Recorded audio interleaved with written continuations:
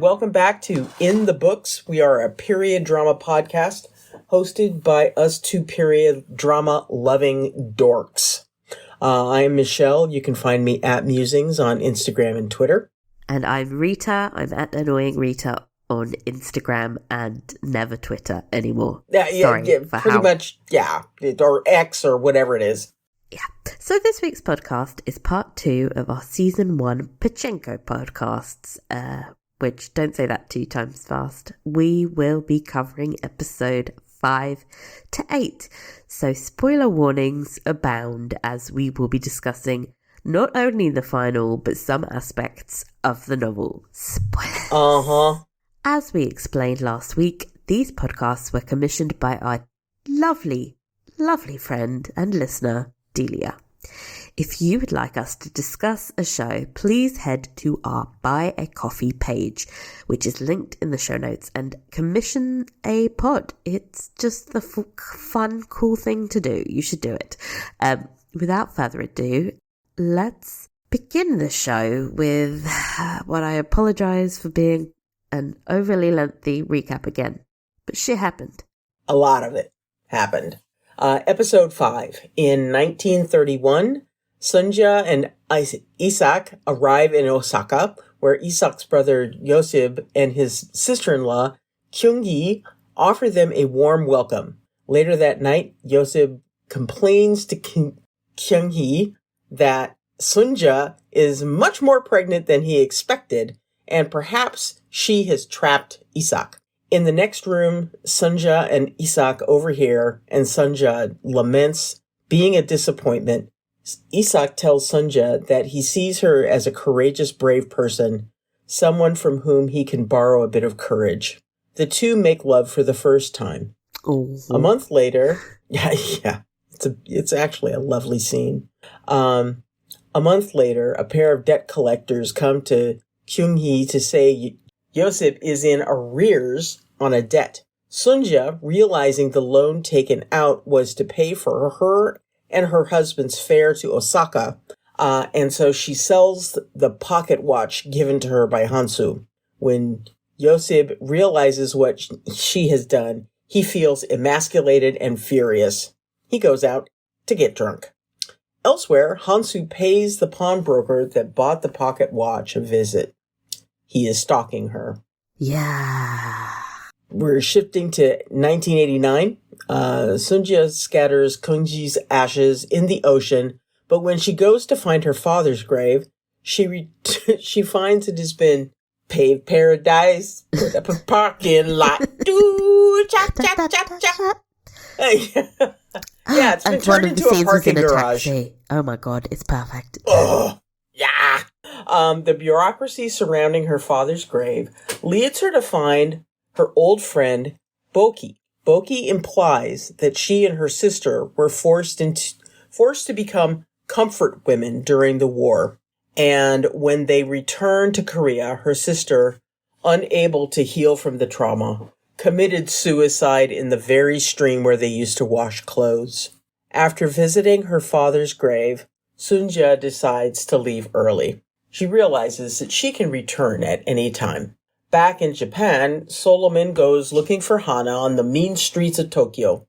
He runs into a man named Haruki who has dropped out of his own life and created a new life living in relative poverty, but happily so, with a found family of sorts. Solomon shares a meal with them and the vibes are good until he ruins it by offering Haruki some cash. Haruki tells Solomon he always felt sorry for him, having to carry the burden of all his family's hopes and dreams. Solomon is fired from the bank over the phone.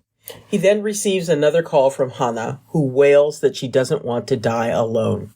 And at that point, I was willing to kill her myself. Yeah, I was like, all right, bye!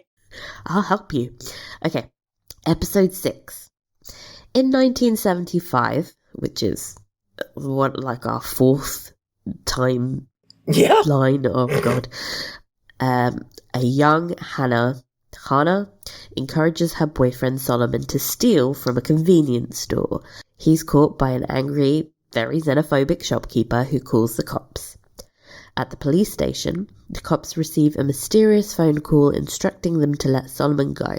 Musazu, worried about his son, tells him he is moving to America, Fresh Prince style-y. You're moving with your auntie and I've got a belly. In 1989, Hannah's lying in a hospital, dying of AIDS. Solomon tries to convince her to seek treatment in America, but she has accepted her impending death. Solomon is approached by Mamoru Yoshi, who proposes a global pachinko business venture. Older Sunja gives Hana a sponge bath. Hana furiously recalls the time Sunja told her it was good that Solomon left so that he wouldn't be ruined by them. Sunja tells Hana she didn't mean that Hana would ruin Solomon, she meant that Sunja would ruin him, just as she ruined her son's life. Her other son, remember? The other one. Mm-hmm. Ooh. Yeah, the older one. Noah.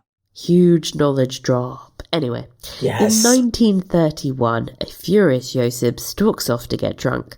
Moments later, Sunja is... No, that's the same evening. Oh, okay. It's confusing. Anyway, moments later, Sunja's waters break. Because of course they do. Meanwhile, via his ministering, Isaac meets a young man who expresses his bleak disillusionment with life in Japan and the exploitation he feels as a Korean.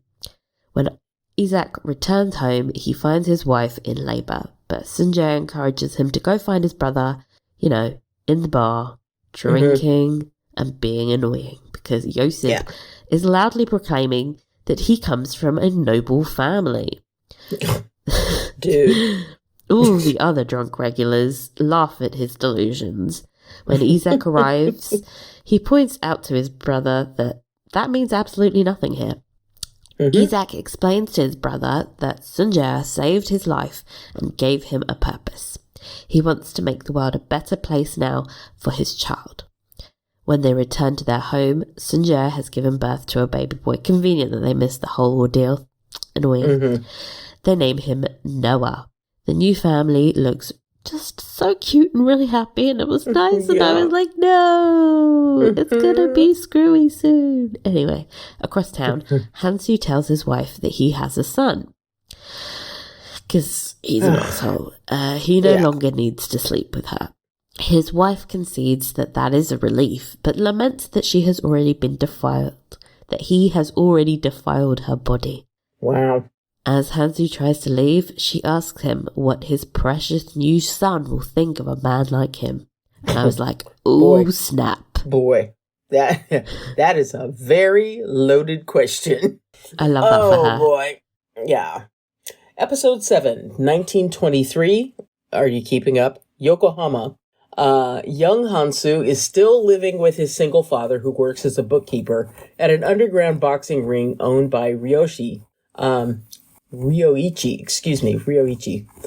yakuza or a gangsta. Hansu earns money tutoring the son of wealthy American industrialists. The mother suggests sending Hansu to Yale alongside their son.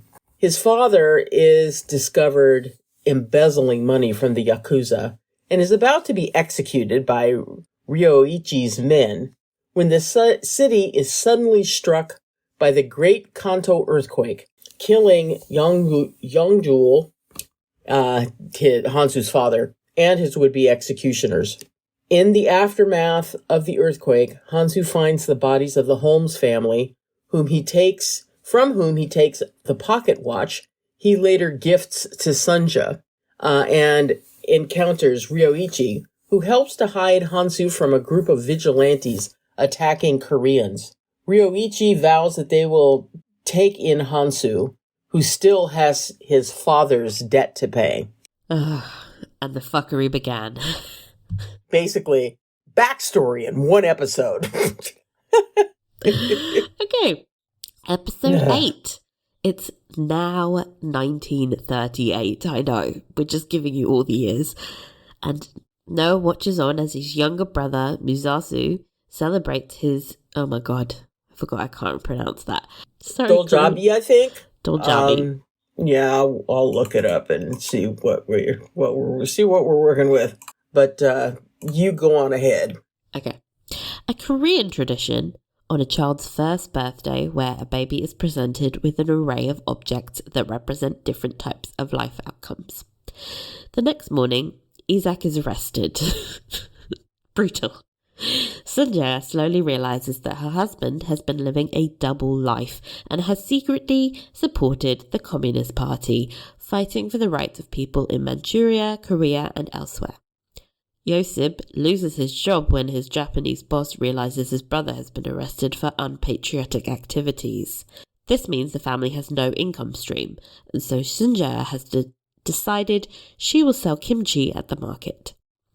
That morning, Noah walks to school and is approached creepily by Mr. Creep himself, Hansu, who tells Noah not to be content with simply surviving and not to live like a fool. I would not take advice from that man. Okay. No. In 1989, Solomon tells his father he wants to work with Yoshi. Musazu warns Solomon not to get in bed with some gangsters, but Solomon yells that Musazu's dreams are not big enough for him. Oh, okay, Solomon. Solomon goes to Yoshi and asks him to use his methods to convince the Korean woman to sell her land to them and undercut his old employer's entire business deal, which, by the way, I thought was genius because, Anyway, Yoshi agrees, though he clues Solomon into the bubble that's about to burst in the Japanese economy, saying they'll have to move fast before the value of land in Tokyo plummets. Solomon then asks for one more favour for Hannah, who wanted to die in Hawaii. He shows up at the hospital and puts a lei around her and tells her they're going to Hawaii, bitch. She smiles for a moment happy, before dying on the helipad on the way to her vacation. It was quite sad. Later, Sunja approaches Solomon on the hospital roof where he is brooding. She hands him the pocket watch. She says she used to think the watch was a curse, but now she understands it saved her family. So she wants Solomon to have it. Oh, God, I don't know about that choice. Across town, the Korean landowner does her homework, but is interrupted by dog barking. She tells off the man standing outside with his dog until he turns around to look at her menacingly. Yep, she scurries off inside, clearly frightened. Those methods are unsavory. Yes. The last 10 minutes of the season switched to a documentary showing interviews with several Korean women who lived in Japan at the same time the show is set. These were real-life Sunjayas, and their stories are equally heartbreaking and joyful. And I was basically a sobbing mess by the end, so thank you. Yep. What did you think of these final episodes? I thought they were good. I kind of felt like they were all over the place. This is one of those shows that, if they had been given maybe 10 episodes. Oh, yeah. To kind of let us have some time with all of the things that were happening, I think that would have been a really good plan. Because there was a lot that happened. And, as we'll be discussing later, there's a whole bunch more that is in the book that I am wondering how they're going to wind up working into a second season, but more on that later. But all in all, I enjoyed the performances. Initially I was on camp, who cares about Hannah? And basically had sent you a text to that effect. And then maybe 5 minutes later, because I watched the next episode, was like, okay, forget I said that. Whoopsies. I enjoyed it. How about you? Yeah, I think these were really strong episodes. I think as the show kind of expanded out and started taking on all these different timelines, that we needed a little bit more time. It felt like very condensed.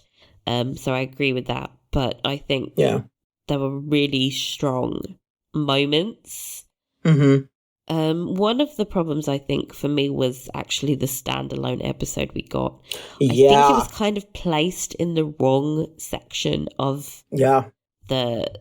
because you've built up all this momentum with these storylines, like, and then suddenly it was like, oh, we're going to forget about all of that, and it's like the episode before the finale, so it was like a bit of a wild choice. It was, and I think that it felt to me like they were trying to say, well, he's not all that bad. This is what he had to go through in order to become the person that he was. So let's not hate on him too much because, yeah, he did have kind of a sucky coming up. But, it was kind of like, yo, dude, you've basically created this character who is pretty unlikable given what he has done to Sunja. What he continues to do to her and the family. I mean, not even low-key stalking, high-key stalking. I suspect he's the one that turned in Isaac, by the way, because there was a lot of oh gosh, that makes me want to punch him in the face even more. There was a lot of implication of somebody informed on us, and who's been stalking them for years. Yeah, I mean, it's like if you're trying to make this character redeemable in some way, shape, or form, then you're really doing a piss poor job of it, my friends. Because he is just he's a menace. I think he's a menace. It's important that we all realize he is a product of his environment as well, which is the xenophobia and the trauma, and then yes, and it's interesting to see where all of this America, you have to go to Yale bullshit started, and it's several generations ago with his weird relationship with the Holmes. Another thing, his English was not good enough to pull off that storyline. I hate to be that bitch, but it was it was not convincing that he could be a tutor. I love him. I love the actor. I love him to pieces so very much. But yeah. It just took you out of the moment. And that's not a criticism because, can I speak 3 languages? Fuck no. But no. It's like when you're having someone play a tutor to an English person and you're struggling to understand what they're saying in English. Yeah.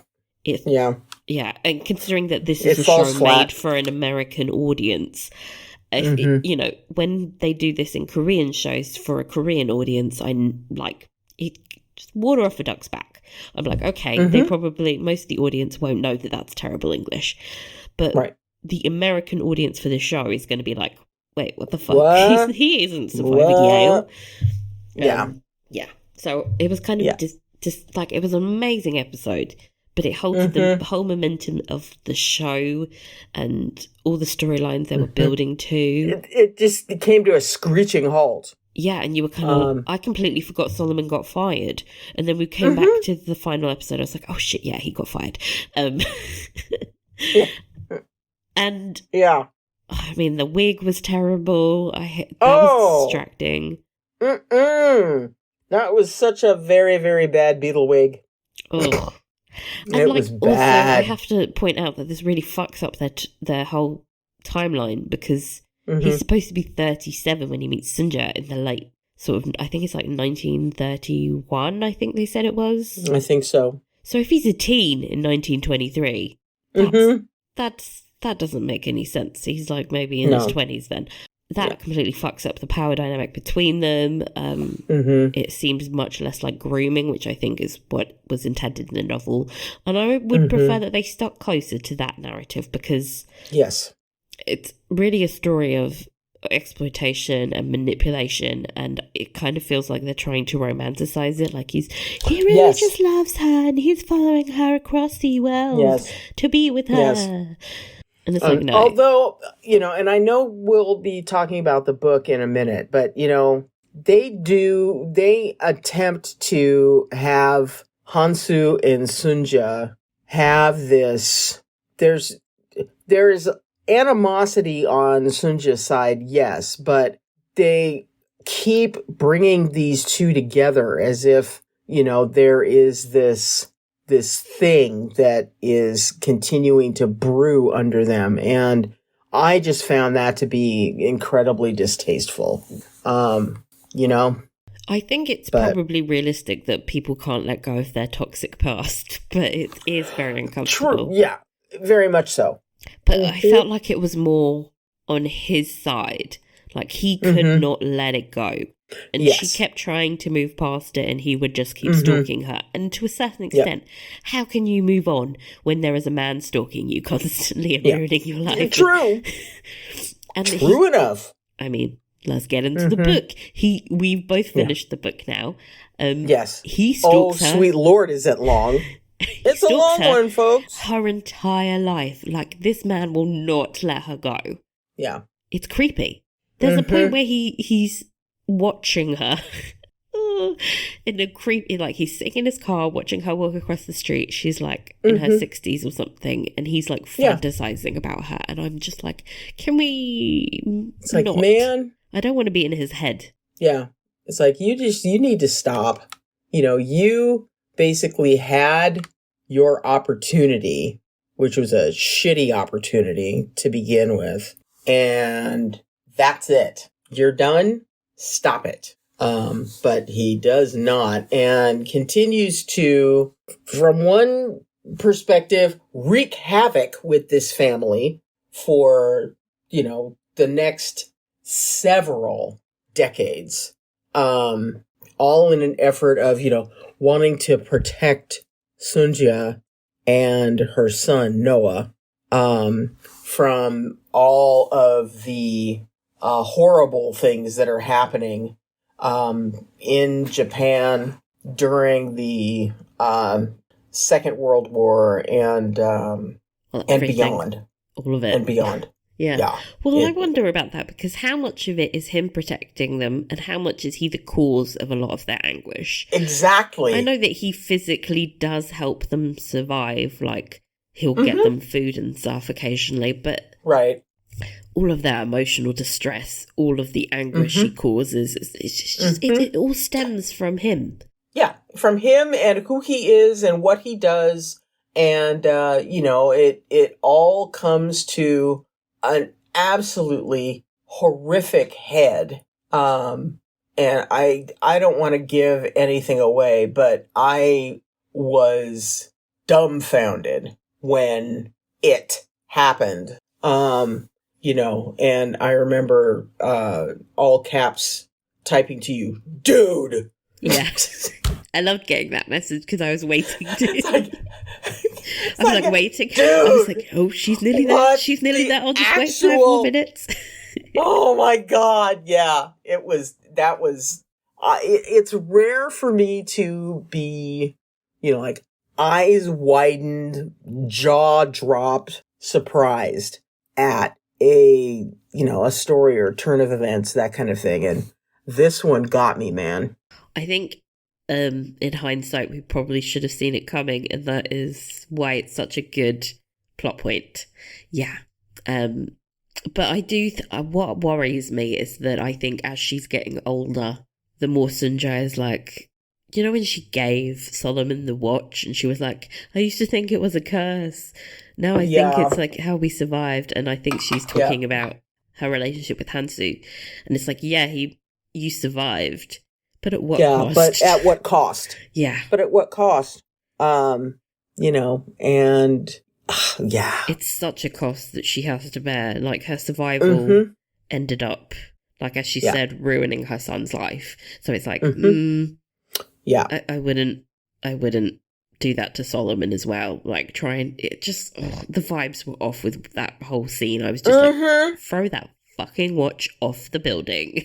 Yeah, it's like that watch just needs to go for a permanent swim in the Sea of Japan. Thank you very much. Anyhow,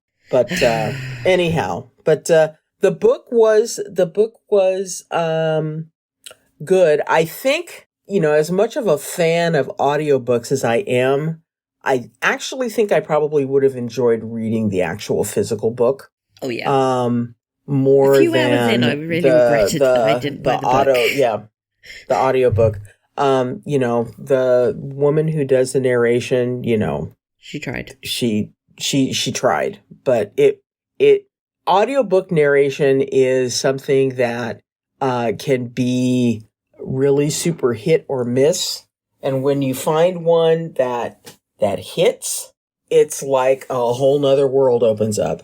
But when you get into one where there is not a whole lot of differentiation between the character voices, and the tone of the narration is fairly flat, it can be pretty difficult to get through. That particular style of narration works better for something more historical, if that makes sense. Like if you're reading like The Count of Monte Cristo, you don't want a lot of voices and inflections. But if you're doing like first person narratives, which this novel deals with, you need different voices. Otherwise you're like, who the fuck am I? Whose head am I in? Who's talking? Yeah, because they do jump around between points of view. So, you could be reading, going along at one point and we're in Sunja's head, and then we bounce down into somebody else's head. And if it's two of the women, it's hard to make sure that you're following along on who's saying what and that kind of thing. So yeah, it was a difficult listen. However, there is so much more in the books. Oh my God, I'm so excited for season 2. Oh my gosh. The things that they are going to be able to dig into for season 2 I'm very excited about. My only concern is that they have really put the A in adaptation when it comes to this story. And there are some things that happen in the television show that are nowhere to be found in the book. I feel like the 80s is just like a whole new world. Yeah. They've stuck pretty closely to the book in terms of the past sections, like explicitly so. But the 80s was, I was like, what the is 80s this? was like, wow, what the hell? But anyway, I enjoyed it. I think I wouldn't mind getting the actual copy of the book, particularly when it comes time for us to do season 2. Ooh, I might do a reread. I think I might have to do a reread for that. So I would love to do, like, there's a particular section of the 60s and 70s where Noah and Muzazu start to grow up that I found really interesting in its own right, which was surprising to me because I was so attached to Sunja and her story that it was like weird to be like giving a shit. But I loved Muzazu's relationship with Solomon's mother. I'd love to see that in the show. And I think it would explain some of the whole "you should move to America" thing, which was I just want to see it. And I'm interested to see Solomon's relationship with organised crime deepen. Because, of course, it's a dumb thing for him to do, obviously. But I think it makes sense because of the family's connection to Hansu. And the way that, one person has fucked up their entire lives. Be interesting to see where it goes because obviously we don't know. The novel never really dealt with that, so they can make something up and it would be new for us, which is also interesting. Yes, so the season ended with some interviews of real Korean women who had emigrated to Japan in the early 20th century. It's fair to say that was probably some of the most powerful moments of the whole season. Yes. I was crying. It was like this weird bittersweet feeling of like, oh, their lives are so hard. Mm-hmm. They're all pretty happy now. They have all these families, and I love the lady that was like, she's like 100 and something. She was so old. She looked like 18. It was insane.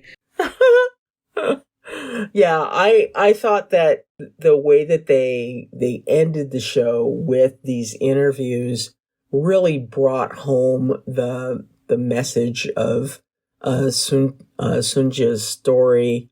You know, the struggles that they encountered within that society. The real kind of terrors that occurred during the war, and you know, just how resilient they were in the face of all of this adversity and terrible things that happened. Their resiliency was so incredibly admirable that, you know, I found myself, you know, like you, just crying. You know, and now that I have finished the book, and you know, I don't think it's spoilery to say that, you know, this book is scathing in its depiction of what occurred within the society during the occupation over in, you know, in the early part of the story, you know, before Sunja and Isak emigrate, all the way through to the very end. That it did, and it hurt. It hurt my heart. You know, as I mentioned in the previous episode, you know, I had done a great deal of study around Japanese language and culture. And while I knew about the things that had happened during the ramp up to World War II, I had no idea of the depth of hatred that existed for Koreans in Japan. It's tough to really, also like the legacy of it, of seeing that like Koreans even into the 70s and the 80s that had emigrated didn't have any nationality. They didn't have any rights. Yeah. They were still being asked to, you know, there's a scene in the book where on his 14th birthday, Solomon has to go register with the Japanese state and be fingerprinted like he's a criminal, just because he was born in Japan and they were still fingerprinting him. And it's things like that you don't really realize the legacy that the imperialism had. And it's like so important that the show ended with these women, because it reinforces the fact that this isn't just a story. This is, you know, these are real people's experiences that have been put into this show. And for, I think a lot of Western audiences wouldn't really have known much about this. I think honestly a lot of Japanese people haven't really dealt with this legacy. I mean, not that we're gonna cast stones, because whose culture has dealt with their legacy, but it's just not something that we ever think about or talk about. So it was important to see, you know, the reality as well. And God, I hope those women get to watch the show as well. I was thinking, like, can they even watch this in Japan? Would anybody show it? I don't know. I mean, it's shocking. It's really shocking. And I don't even know what I want to say when it comes to that. You know, I saw so many parallels with what was occurring with Koreans in Japan as, you know, people of color, Black folks in America. And, you know, it just sickens me. It really sickens me. Isn't it just completely upsetting that this kind of experience is almost universal? Like, yes, you're an ostracized underclass. This is just how people treat you just across the world. And it doesn't really matter, like, what there's ethnicity always you are. going There's to be always this happening.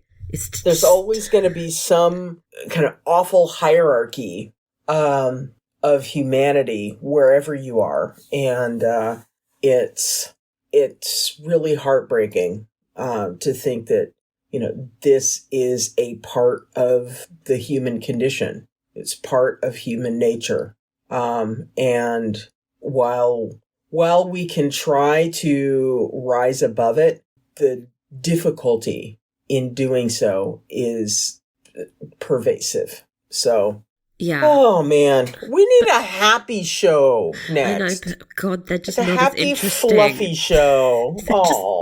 This show, I think, is so important because I think it does show how this is a legacy, and people are always like, "Oh, get over it," but this generations of this family have been fucked up because of something that happened 70 years ago, So, when you can't get over something, just remember. Okay. It is not an easy thing to do. So, let's see. So what role do you think Pachinko and the Yakuza play in this story? Massive? So I remember starting the book and wondering why the hell it was called Pachinko. Very obvious towards the end why, but I think there was this really interesting scene in the book that was kind of in the show, in actually the first part of the show. We didn't really talk about it last week, but Musashi, gets into the Pachinko business, and there's this dialogue with this young man who's fixing the machines, about the way the Pachinko owners go about carefully rigging the game in the favour of them. And these gamblers must on some level understand that this is happening, but they're able to convince themselves they'll be lucky. They'll be the ones that manage to get past the machine. And I think that's kind of a metaphor and a big theme of this show and in the novel that, for example, Noah. He thinks that this is all like destiny and, it's all cursed blood or whatever. And it's actually just all of these generational traumas and Japanese imperialism that has created his bastard of a father and the circumstances of his life. I mean, you like to think that, you have some control over your life, but as Musashi said, the game is rigged. Fighting against that can seem hopeless. And you can't let that get to you, but it's also important to understand the game that you're playing. I kind of like this as a theme because I think so often we like to think that, the whole pull yourself up by your bootstraps ideology. That it's we don't understand that something like your great-great-grandfather was run over a horse in the 1800s, and then what follows was he left his family destitute, and then several generations of poverty, and then you're born in a low-income family and you're supposed to undo 100, 200 years of poverty in one generation. That's ridiculous. And so much of life is just trying to overcome the odds of the rigged game. And I thought that was just a fabulous metaphor. And when I was reading the book, I was like, oh, this is amazing. And a really good way to explain life and how, we are in this society and the system that is not a level playing ground. It just isn't.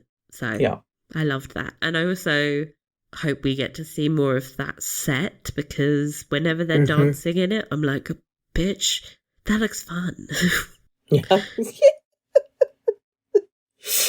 Yeah. this is just, it's an extraordinary television show. And, and as down as it sounds like we're, talking about, as far as the themes and everything along those lines, there's some super heavy stuff that, is taking place in this story, but it is done in such a way that, it remains a compelling story, that you just want to see how it plays out. Oh my God. And you're not even thinking about these things. You're just watching it being like, ooh, so pretty. This is so great. And then afterwards, like, things just sink in. You're like, oh shit, that was deep. Yeah. Yeah. Really, really, really good. Let's see. So, storylines. We're talking about Sunja in the 30s. And you have a note here about selling the watch. Is it cursed? I would have to say, yup. Yeah. YEP, yup. Procured from a dead body. That is your classic horror movie curse. Yeah. Mm-hmm. I love that it sort of symbolized Hansu's American dream. And that it's being passed on to Solomon. And I'm like, no, don't take it. No, it's going to make you a gangster. Don't do it. Oh, yeah. But yeah, that watch, man. Ugh, it's like a bad penny. It just keeps popping up. Ugh. Noah's birth. Shout out to Pig Lady. Yes. Well done, Pig Lady. Yep.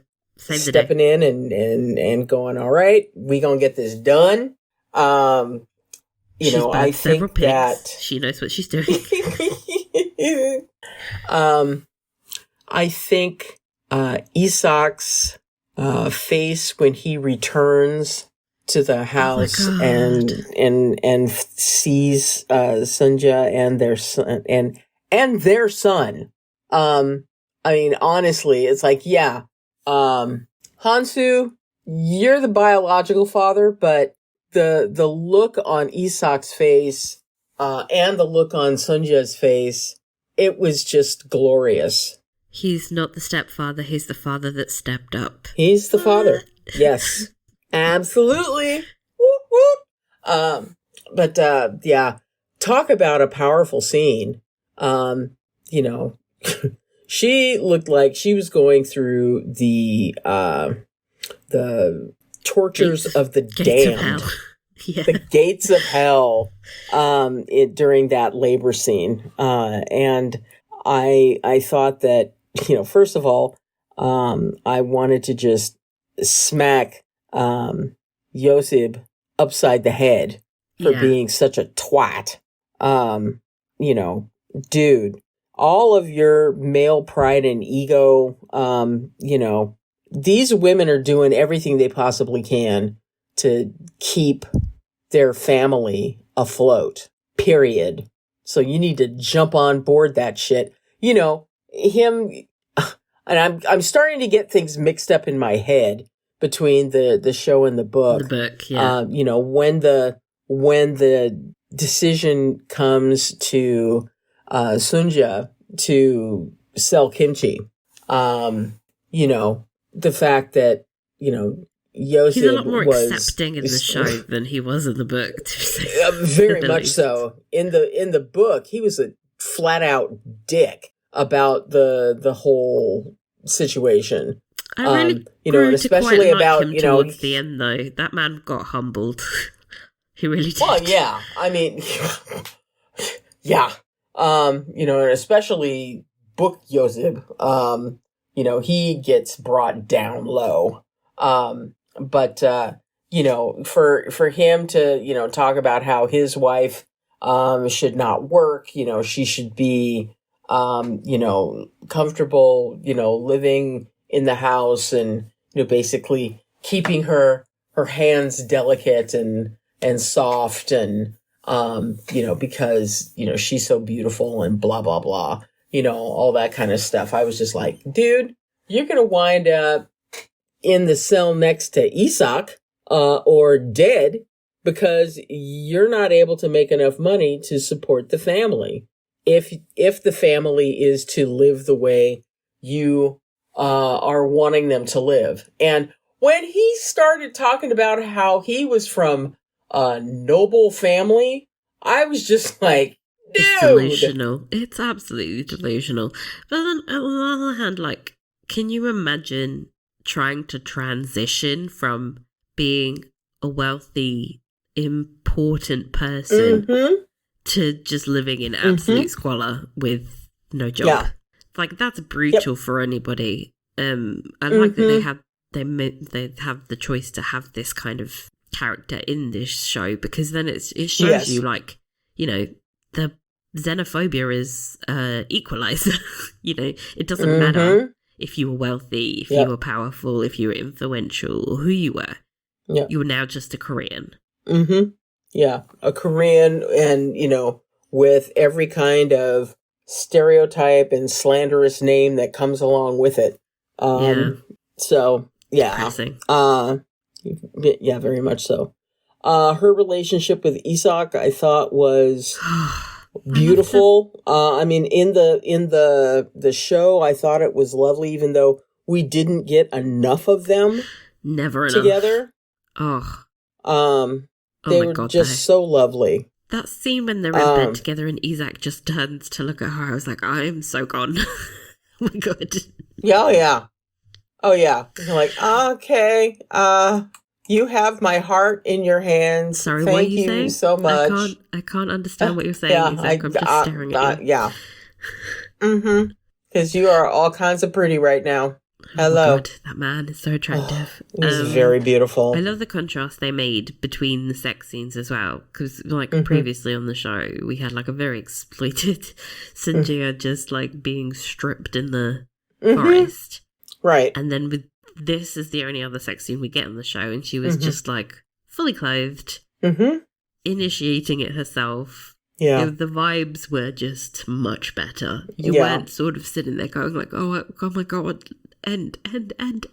This is so awkward. You were like, oh, they're in love. It's so nice. It was really sweet. And when he was arrested, and basically we get word that he is arrested. Yeah. But we don't see him until there is one last glimpse of seeing a battered Isak being hustled into a car. And that is the last image that we see of him. Because, in the book, since, that's who we are. There we go. Yes. In the book, Isak is eventually released after, what was it, 11 years or something ridiculous like that? Remember. I think it might have only been 2 years, because he was like, he wasn't in there very long. Remember, he has tuberculosis. And I think... But it was... because I remember Noah being quite young when he was released, because we were inside his head and it was still quite childish. Yeah. But yeah, he is basically released and sent home to die, essentially. And spoilers. But yeah, sorry, it's going to be brutal to watch. Yeah, not looking forward to that. Season 2. But I just love Isak. He's definitely one of my favorite. We are Team Isak. Yes. We are. If this is Twilight, we will have the t-shirts. I don't care. I really loved the moment where Sunja decides to sell kimchi. Yes. Yes. The way it was filmed felt a bit like, when you're watching a war movie and there's always like this shot where the camera pulls away from the hero and you see the scope of devastation. It's like, you've been focusing on this one soldier, but there's thousands. I always think of that scene in Atonement where the camera just sort of goes through. Oh my God, Yeah. that's an insane shot. Yeah. And there was like a similar moment in this show where she's trying to sell kimchi and the camera just pulls up and you see like all of these people coming off the train and you see like she's fighting for survival. I really liked that they did that. It felt like it was like epic. She was like, I'm fighting for the survival of my family. Woo. And you know, finding her nerve, and you know, her the agency that she is giving herself to say, you know something, Yoseb, you do you, boo. I'm gonna go out here. I'm gonna sell me some kimchi, and I'm going to make money to support this family. And I can't wait to see how that develops in season 2. She's gonna kick butt. She's gonna kick kimchi butt. Yup. She is going to become. She's going to become nation's best banchan. A pullover from one of my favorite K-dramas. Okay, so we're in the 80s now. Yes. With Solomon. Let's talk about Hannah and her relationship to Solomon. It's clear that Solomon had, you know, deep feelings for her, you know, since every time she called, it's like he basically forgot what he was doing and became immersed in the telephone call with her. So it's implied that the two of them had been intimate, but we never see any evidence of that. There's too much evidence in the book. Yeah. You know, what we see about, you know, his, you know, having feelings for her, you know, manifest themselves as, you know, they are walking, you know, after school and he's trying to reach for her hand, but never really gets the nerve to do so. And then, you know, the scene in the convenience store where, you know, shit goes down and he winds up at the police station. You know, his father winds up going over there and saying, you know, don't worry, you know, he is not getting off, you know, blah, blah, blah, blah, blah, if you let him go. And then it is, okay, thanks, Dad, for, you know, for helping me out there. And he's like, well, okay, pack your bags, you're going to America. Though you notice the dad didn't actually help. There was a mysterious phone call from everyone's favorite creepy uncle. Everyone's favorite creepy stalker.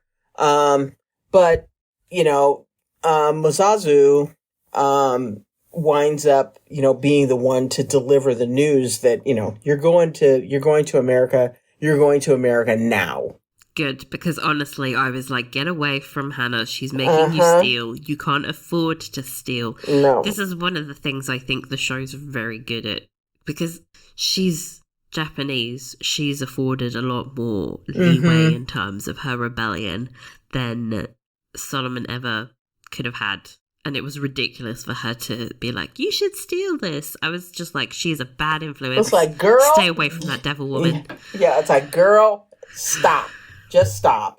And so, you know, when she finally, you know, is introduced and she is so very sick with AIDS, I thought it was a heartbreaking reminder of being back during that time when hospitals were refusing to care for individuals with HIV or AIDS, you know, and if you look at the history of AIDS in America, you hear stories about people whose, you know, loved one after they've died, just how horribly they were treated by the hospital staff. You know, being told, you know, families being told to come and get your, you know, the deceased because we don't want to have anything to do with them. So we had a heartbreaking reminder of what it was like to be sick with AIDS during the 80s. It was sad to see how so much of Hana's rage had really been misplaced, because she had hated Sunjia for so many years, saying that, I've despised you ever since you told him that I would ruin him. And she was like, no, wasn't talking about you, Sister Fran. I was talking about me. That made so much sense to me, though, because, like, teenage Hana was... Oh, absolutely. So self-centered. She would think it was about her. Absolutely. Absolutely. And Sanjay's like, no, actually, I can be melodramatic for the two of us. Mm-hmm. Thank you very much. Yes. What do you think? I do think she's an interesting character because, it gives you an insight into the aspects of Japanese society that are regressive and stigmatizing, and the way that, especially in the book, that the shame she feels just because her mother and father divorce is just, it ruins her life. And I thought that was like really powerfully explored in the novel. It didn't come across as strongly in the show because there was just such little time devoted to her. She came across as just a bit petulant. Like, you didn't really realise what was going on with her. And I do kind of feel like in the 80s, when we see, like, especially towards the end of the episode where she's basically lecturing Solomon, she's used kind of a bit of as like a plot device to get him to go out and be all revengey, and burn shit down. And I feel like he had pretty valid reasons already to be pretty angry, like he just lost his job.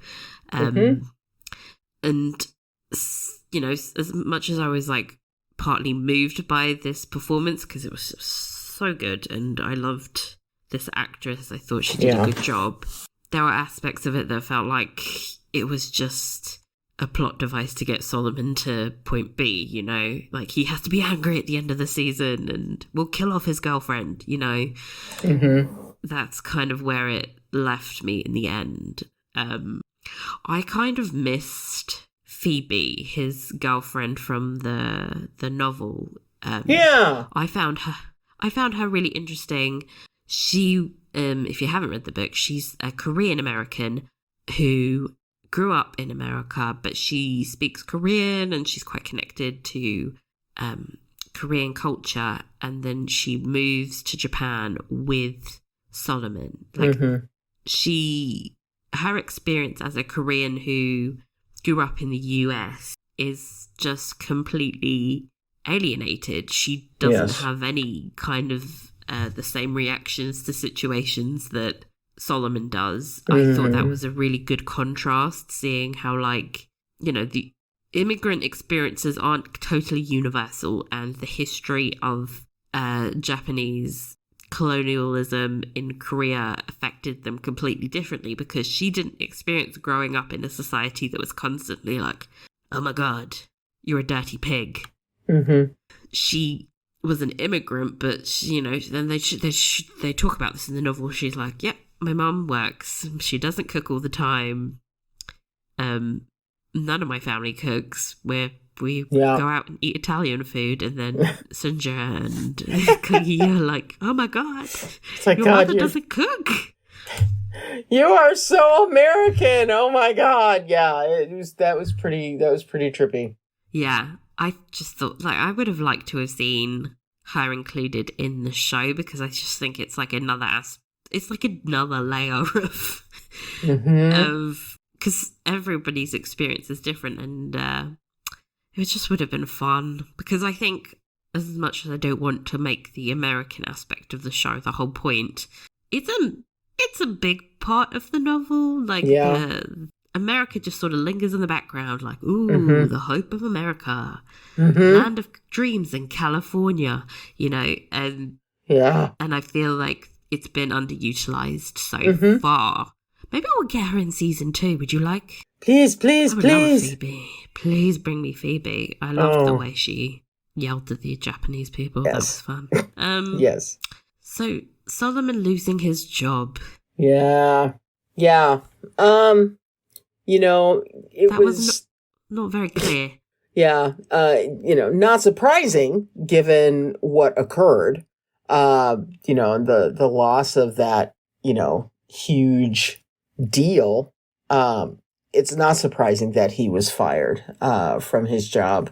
I think that I am saddened that he is going to. I mean, I love the idea of him getting revenge on the folks that kicked him out, but he's getting in bed with some pretty unsavory people in order to do that. So, no, don't go. It feels very much like he's just turning into Hansu at the end, where he's just like willing to do whatever it takes to, get the upper hand. He doesn't want to just survive. He wants to destroy people in his wake. Mm-hmm. Which is terrible. Yeah. Yeah. I don't think this was like very clearly communicated in the show, in part because of the random standalone episode in between him getting the phone call and him packing up his things and leaving. That was like, I was like, why are you back? I was really confused. But I mean, the way it played out, which is different from the novel, leaves a lot more doors open for season 2. I was kind of like, wait, are we losing Naomi? Because she's amazing, by the way. That actress is insane. God, like, why would God, we... I hope not. I hope not. I have a girl crush on her. She is a hottie.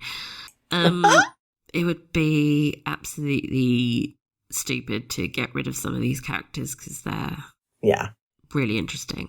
Mm-hmm. Okay, 1980s Sanjaya. Yes. Oh my God. Her return to Korea.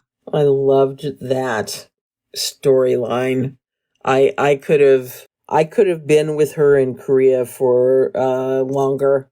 We really didn't need to have her. So disappointed when she said she was coming home. Yeah, I was like, no, you just got there. But the discovery of her father's burial site, now a parking lot, that was just so heartbreaking, and the thing that redeems that was her reuniting with Boki. Oh my God. And the actress who plays Boki is one of my very favorite Korean actresses. And of course, her name is escaping the nation's me. Grandmother. Yeah, basically. And she played the grandmother in the K-drama that I've been obsessed with, King the Land, and she was the grandmother of the female character's grandmother, and she's just a wonder. And so seeing those two ladies reconnecting together in a scene. Oh my God. That was like, just... This is a grandma off. It was just amazing. And the way that the story of the comfort women was introduced in this part, it is heartbreaking to think that these two young women who were part of Sunja's family wound up having to endure those atrocities. It was heartbreaking, and I love the way they handled that as well, because she never explicitly said, "Hey, me and my sister were comfort women." Yeah, but you kind of have to know the history to you have to know the history what of it. she's implying. Mm-hmm. Yeah, which I think makes it more realistic. Like, I can't imagine a scenario where she would have just blurted that out, because there's a lot of latent shame that these women still Mm-hmm. have. Yeah. Which is unfair, obviously, but it felt really honest. Mm-hmm. And I cried. And I cried. I did too. And then, immediately started going down the rabbit hole, excuse me, into the history of Korea during the imperialization and, all of that kind of stuff. And God, talk about a heart-wrenching. Yeah. But, I thought that it was brilliant to have the two of them connect to help us remember about, what life was like for these two individuals before their separation, and then to see them be able to come back together. And God bless Boki for doing everything she could to make sure that Sunja's father, his remains were relocated to a place. God, that woman is an angel. Yeah. She's absolute divine. Yep. I also love the subtle way that she was like, oh, when I came home, your mother was gone. I was like, oh, yeah. Uh-huh.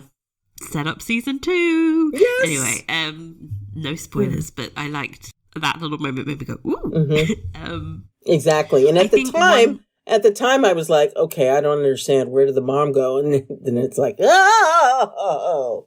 There you go. Mm-hmm.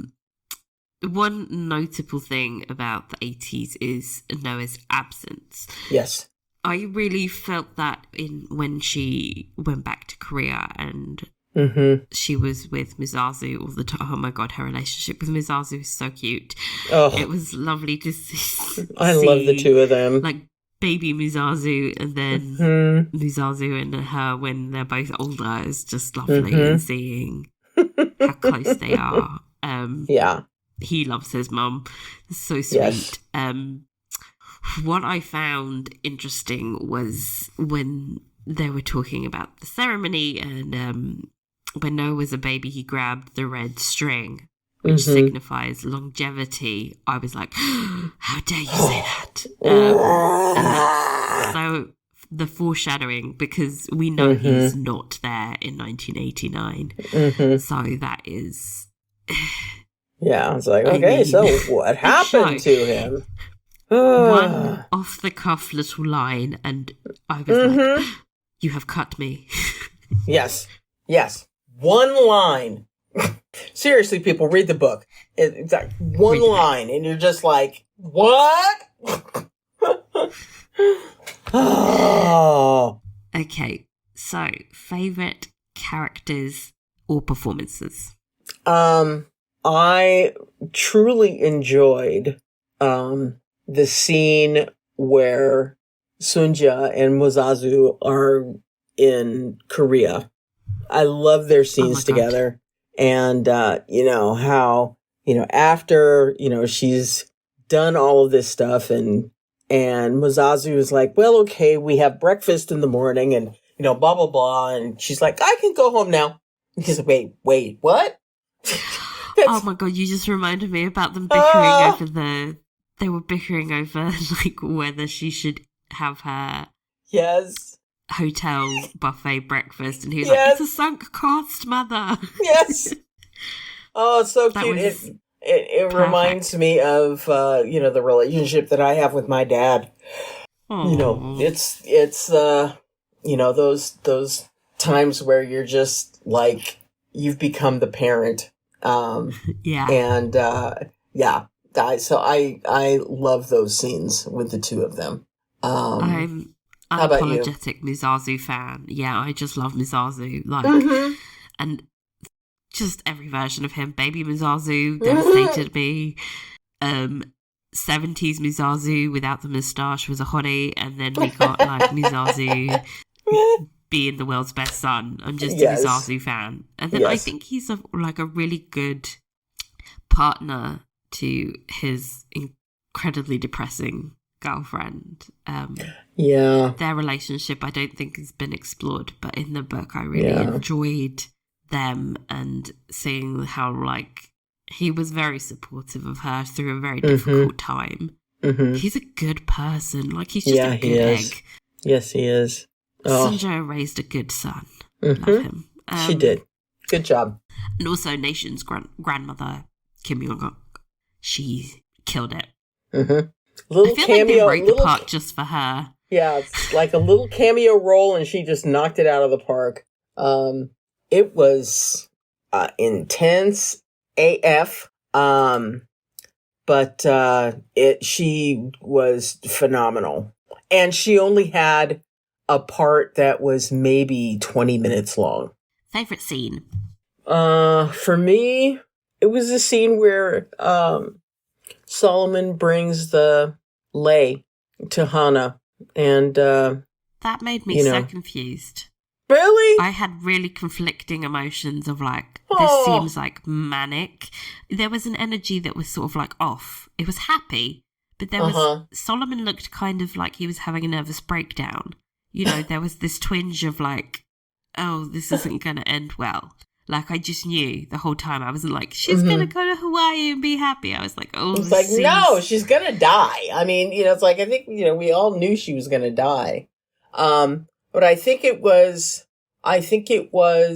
when she knew that the end was near and she was looking for him, and casting about for him. And then all of a sudden he shows up. I think that for some reason that really just touched my heart. I think that the scene where, obviously we've talked about it, Sunja and Boki's reunion, absolutely. It's hard for me to shot of the when they cut away to the shot of the stream where they used to do the washing. I was like, I want to cry, but it's actually too sad to cry. Yeah, and the way that the story unfolded was just incredibly beautiful. There are too many for me. It's hard for me to pick one. That's so good. Mm-hmm. I think I'd pick. This is weird because I have been complaining about this episode, but the scene where Hansu was running through the destroyed city, and it just 10 minutes of chaos, and you can't see anything. There's so much smoke, and everyone's covered in soot, and just people running, and he's silently screaming. Mm-hmm. It was filmed incredibly, very powerful, and I think a great way of conveying just complete disorientation. You didn't know what the hell was going on, and you just see little snapshots of the American family running away, and where he's wearing, for some reason, these pearls that the ladies put around his neck. Yeah, she put the pearls around his neck. And you're thinking, what the fuck is the point of the pearls? And then the pearls break off and crumble everywhere, and that was brilliantly filmed. Yeah, I think the other scene, you brought this back to my attention. The scene where it's a harrowing scene where Hansu is hiding in the back of that wagon while there's a whole barn full of individuals, Koreans, who have been basically shoved in there, and it's set alight. And you see his expression as he's trapped in that wagon, knowing that he has to remain absolutely still if he doesn't want to wind up dead, and just the terror that he is experiencing. I thought Lee Min-ho did a fantastic job. Amazing job in that episode.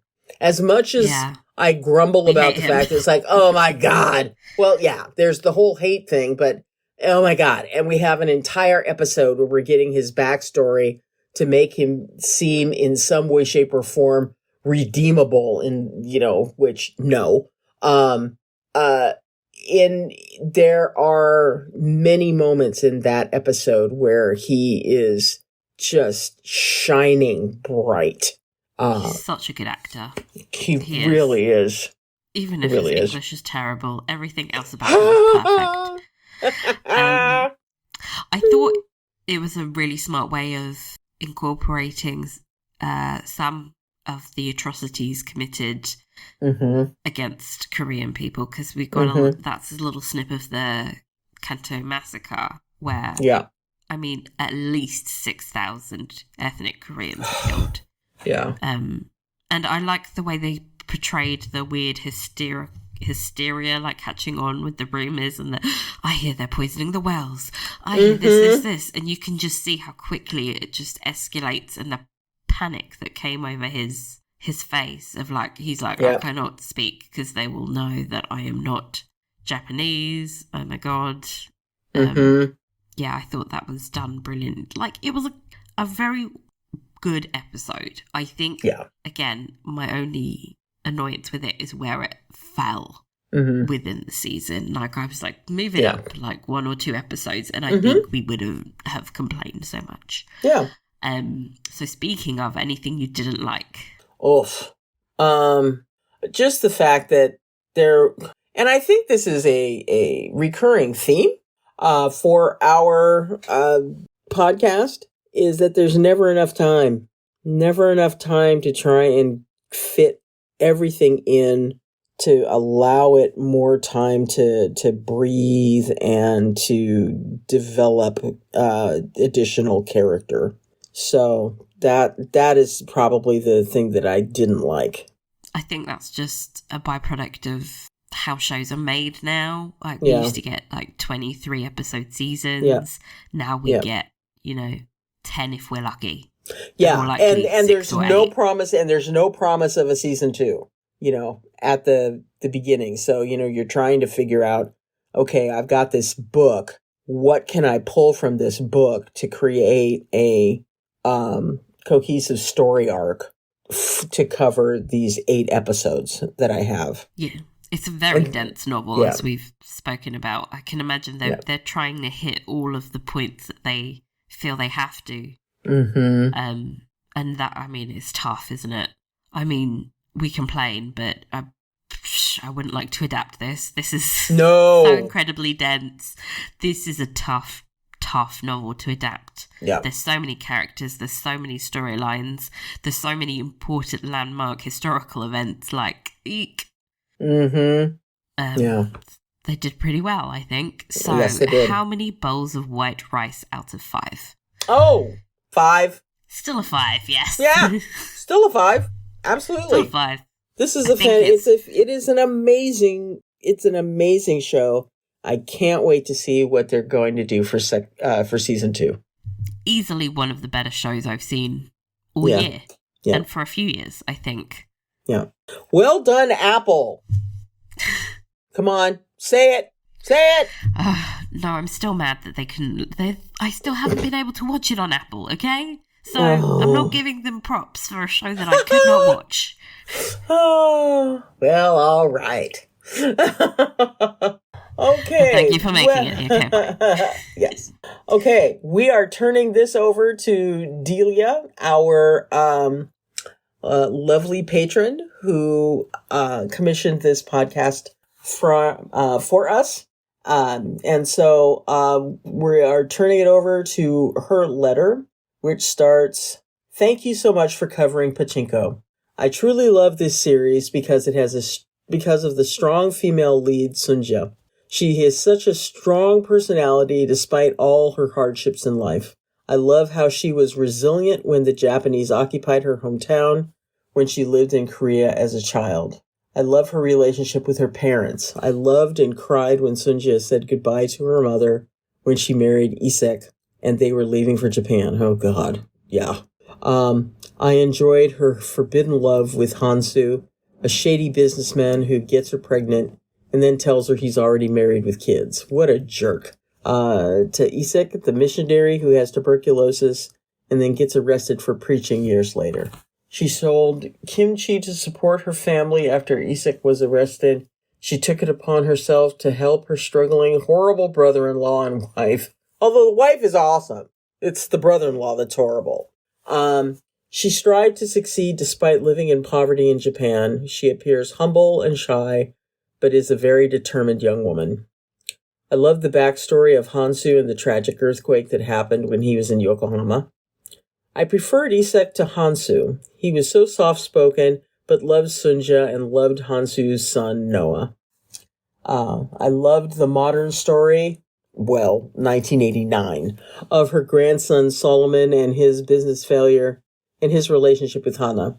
The only criticisms is that it's not enough of older Sunja and not enough of Nora's story as an adult. The death of Hana was a little bit too over the top for me. Finally, I loved the opening credits of the series when they danced in the Pachinko parlor. Oh my God, yes. It is not perfect, but it is not perfect, but it made a lasting impression on me. How it is important to keep moving forward in life, even when bad things keep happening, especially when you having to be strong to protect your family. I love this series. Thank you so much for doing a podcast. If you could talk more about kimchi, what Sunja sold, and the great earthquake in 1923 that hit Japan, or the costume Sunja wore when she lived in her town. Thank you again for doing a podcast on Pachinko. I know it's not the normal period dramas you cover, but I was hoping y'all do something a little different. Thank you again, Delia. Thank you, Delia. Oh, Thank you. Brought an amazing show into our lives, so thank you. Yes. And, honestly, what she says, we tend to have a typical vibe around here for what we cover, but honestly, we are totally open to shows from different countries, shows that give us insight into other cultures. So please, if there is something that you think that we might enjoy, don't hesitate to pop it in for us to. I feel like at this point they know what our jam is. They know us. Yeah. And this was a great choice. Yeah, it was. Thank you so much for joining us. We'll be back soon with a podcast on the 2009 version of Emma, another commission. Yes! Which, by the way, yes! So happy. I love that. Oh, if you want to get involved in the discussion, and I know loads of you love that season, please email us at inthebooksnetwork@gmail.com and follow us on social media. We're at inthebooksnetwork, mostly on Instagram because Twitter is dead to us, for more fun period drama takes. Please remember to rate, review, and subscribe, and we will see you all next time. Thank you for joining us. Goodbye. Thanks. Bye, guys.